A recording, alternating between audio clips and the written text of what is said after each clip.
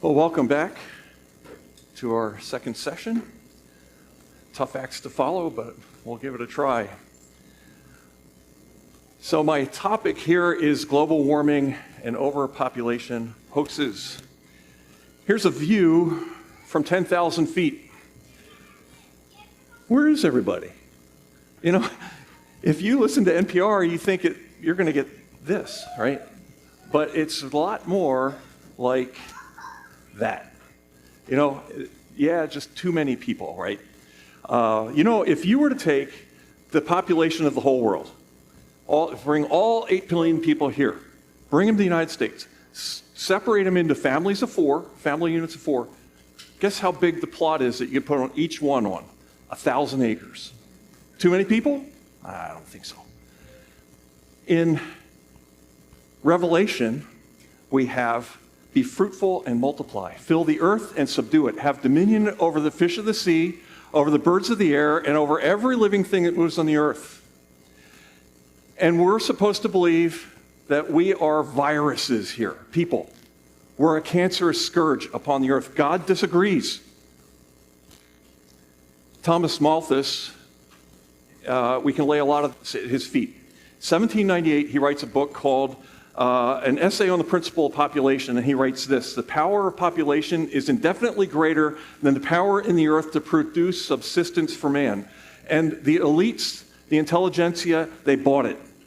They believe that the growth pattern of population will always exceed the growth of our ability to feed ourselves.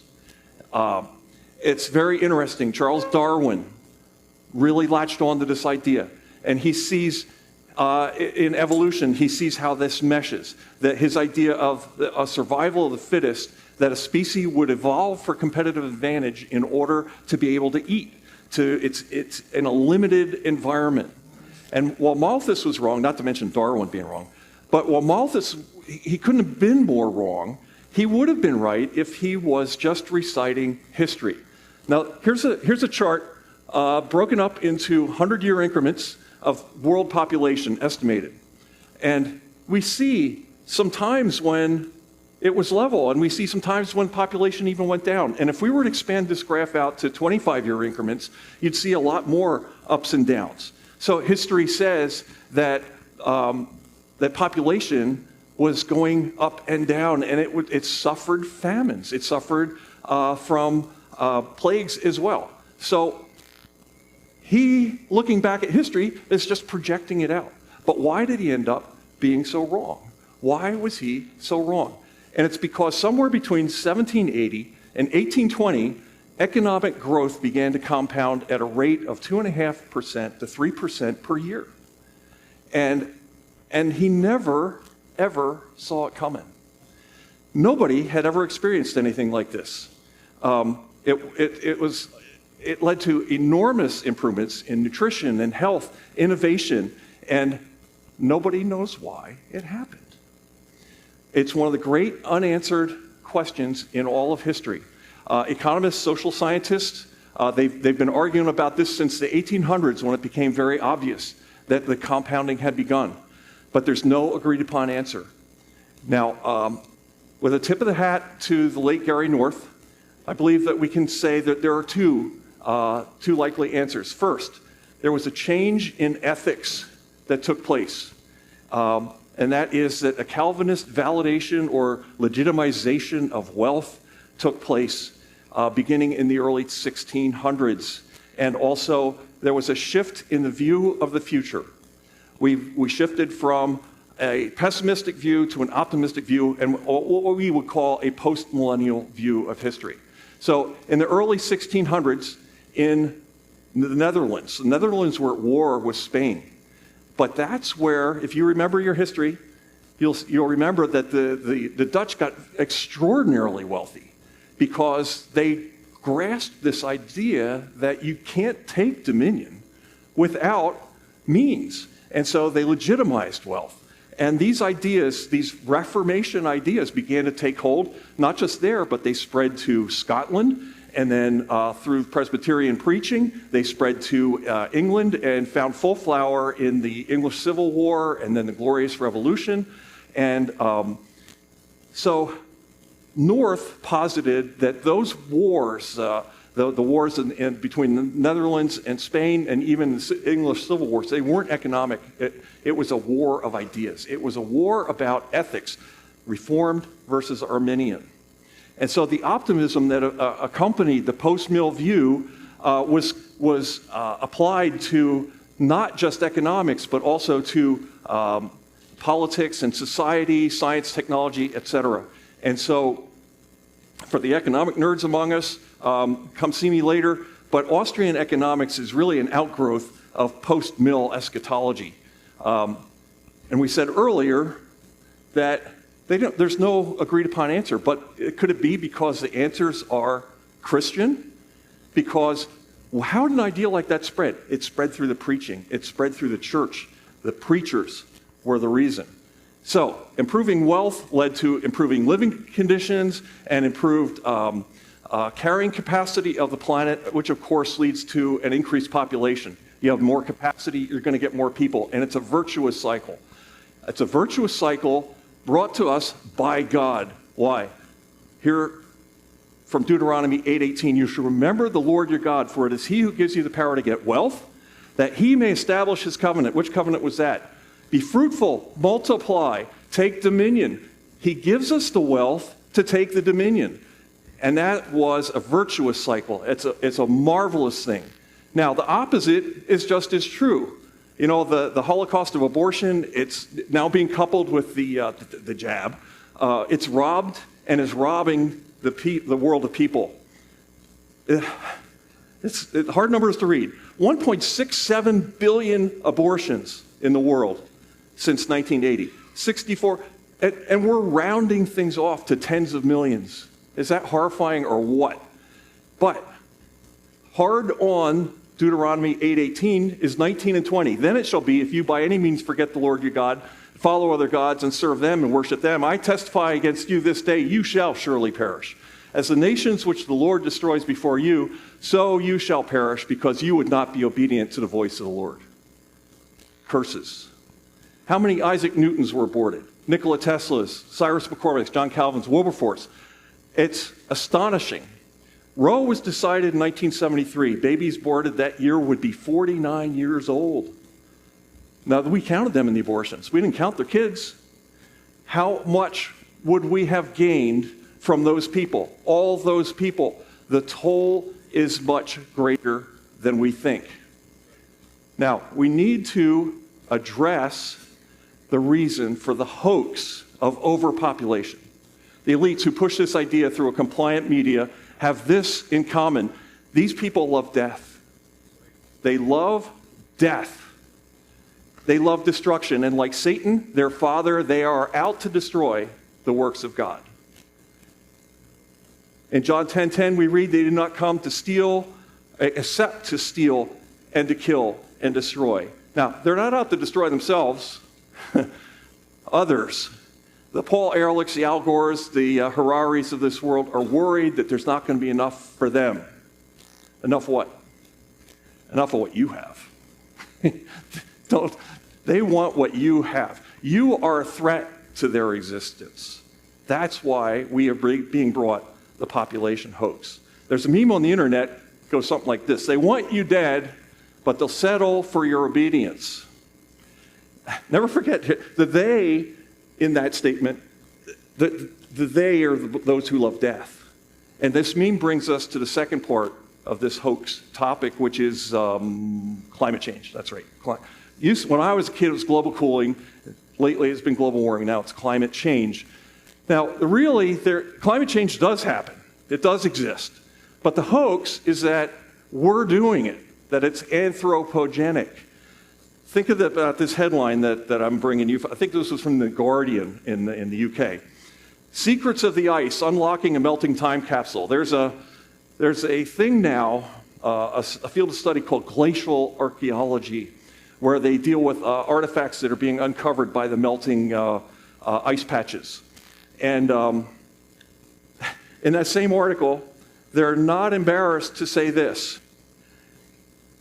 But for all the discoveries, the field of glacial archaeology is tainted with bittersweet aftertaste. Scientists know the only reason they have such an endless bounty of astounding material cascading from melting ice patches is because of systemic climate collapse. They're not embarrassed by this. How did those artifacts get there? Didn't they get dropped when the ice wasn't there? These artifacts are 500, 900, 1,500 years old, but nobody's saying how they got there. There was no ice there. What man-made global climate collapse caused that? Come on. The ice comes, the ice goes, and we have nothing to do with it. There is climate change. I was a kid, 8 years old, when Rachel Carson's Silent Spring was published. And the first Earth Day, I was in 10th grade, and they sent us out into the parking lots to pick up the trash, save the world, and feel good about ourselves, right? Well, and it continued, and the drumbeat, and it goes on and on and on. And by the mid-1980s, my own kids were coming to us saying, can we learn something besides trees? Can you teach us something about anything else in science? Well, they just kept getting banged and bang the drum. Global cooling, global warming, and climate change. It's had an effect. And people all around you know people that are all worried about saving the climate. And the point of the hysteria is that it's about us. It makes us the culprits. We're the problem. Everything would be perfect if it wasn't for us. The target isn't fossil fuels. Never forget the target is you. It's me. Now, to perpetuate a fraud like this, you had to capture the public schools, the media, and the government, and bang the drum. And they bolster that stuff with these bogus statistics. So I don't expect you to be able to read this chart. This is from the National Climate Assessment in 2018. All these graphs show how much trouble we're in.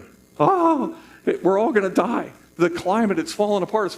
What you can't see here is when some of these charts start. Some start in 1910. Some start in 1920. Some in 1960, 75, 1980, 1990. They cherry pick their data to make the charts go this way or this way. It's what they do. It's a hoax. Are we at all surprised in 2022, after hearing 2 years of nothing but scientific fraud, that it was happening in the climate assessment? Of course not. They've been fraudulently doing this stuff for years. Frauds. Here's a great one. This is post-glacial sea level rises. All right. Now this is a humanist chart going back 24,000 years. What we're supposed to believe is that over the course of history, the sea level has risen 430 feet. But you know what? For the past 6,000 years, it's been like a steady line. Yeah, it's going up a half a millimeter a year. So since man-made global warming, it's gone up a couple inches. We're supposed to believe that we're the problem? Ridiculous. Jeremiah 5:22. Do you not fear me, says the Lord? Will you not tremble at my presence, who have placed the sand as the bound of the sea by perpetual decree, that it cannot pass beyond it? And though its waves toss to and fro, yet they cannot prevail. Though they roar, they cannot pass over it. The they that we've been talking about, they don't fear God. And the cat was let out of the bag here by a guy speaking for the Intergovernmental Panel on Climate Change. 2010, Ottmar Endenhofer says, we redistribute de facto the world's wealth by climate policy. One has to free oneself from the idea or the illusion that international climate policy is environmental. This has almost nothing to do with environmental policy. The cat is out of the bag. So, the goal of the climate hoaxers is to destroy economic growth, innovation, lower the carrying capacity of the planet, kill us off, and oh, by the way, accumulate your stuff for themselves. So why did I link these two hoaxes together? I could have linked a couple others as well. The preferred definition of a hoax is this: to trick into believing or accepting as genuine something false and often preposterous. And so I linked them because these are both preposterous. Just any Cursory examination of any evidence says this is ridiculous. If you think you don't need people, ask Robinson Crusoe if he would have agreed. If you think that global sea levels are going to rise imminently, ask the Obamas why they bought in Martha's Vineyard. It's silly. They are frauds. Both hoaxes are an attack on man. God's creation, the apex of God's creation is mankind. And these hoaxes are designed to take our eyes off of Christ and his kingdom. What is our duty? Of course. The motivation of the enemy of our souls is this: he wants you dead, but he'll settle for your obedience. So obedience to man is the goal here. If you can be convinced that it's virtuous to submit to their climate policies, or pick another hoax, the jab, for a higher purpose, it's a whole lot easier than killing you outright. Fact of the matter is, Satan and his cohort might get a bigger kick out of your willing slavery than they do out of killing you. So, to that I say, resist. The prescription to see through these hoaxes is to know your Bible. We stand on the truth. The truth should resonate with us when we see a lie. Because we're steeped in truth, we should recognize the lie. We submit to Christ. We don't submit to man. We don't submit to the government who just demands obedience. We don't contradict Christ. By standing on that rock, we will see through any hoax that they throw at us. Thank you for your attention.